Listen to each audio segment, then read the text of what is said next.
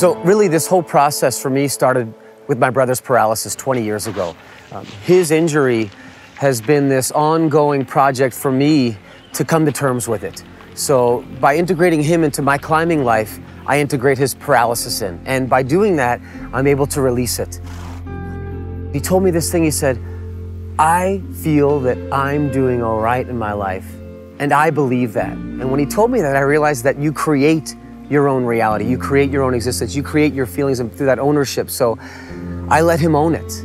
Whenever we do these big ascents like this, it's nerve-wracking for me because he's my brother. And I think, oh, my mom's gonna kill me if he dies, right? And so I really wanna be extra sensitive for not only his paralysis, but because he's a family member. When I was 25, I decided to take a leap off this bridge in Memphis, Tennessee.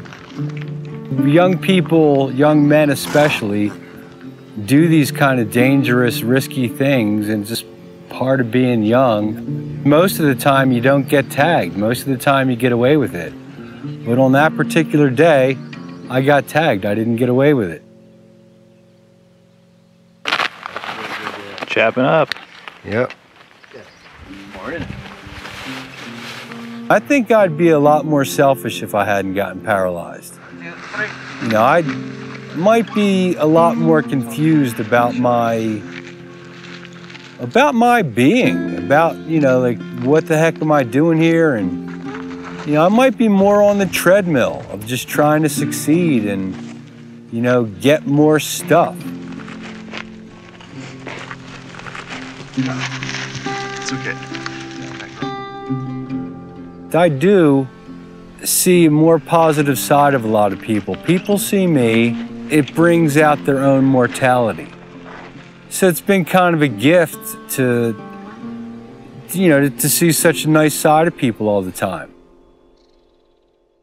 We came to Yosemite, the plan was a little half-baked, even more than usual.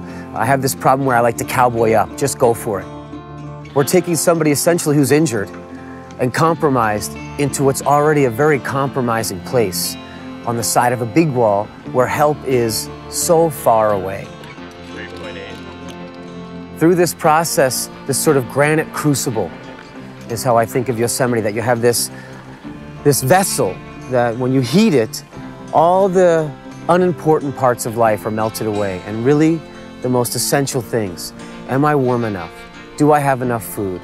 Do I have enough water? Am I about to die from this fall? Is my brother okay below me? Right? So we can really deeply connect. And then when we go away from these experiences, we're changed, right? So I feel that we become wiser about each other and about what it is we want to do in our lives.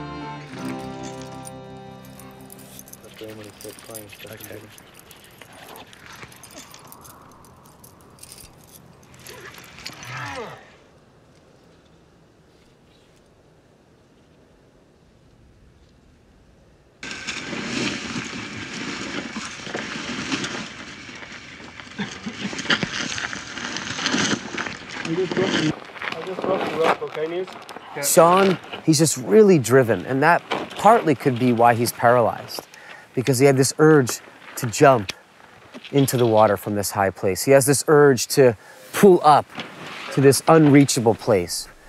And that's a beautiful thing, but it's also a dangerous thing to govern.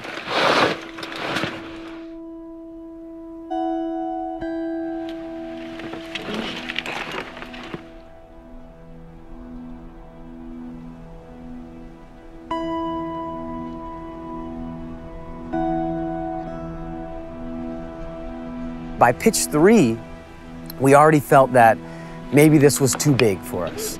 Sean wants to keep going, so then we go 3 more pitches, and we get to pitch 6. Things are going a little bit slower at this point. Sean, of course, is conflicted. He knows that he really wants to go up. And I just want to be safe, right? And I'm realizing, okay, maybe we bit off too big of a bite, and we have to spit this one out. And it's painful to make that choice to go down.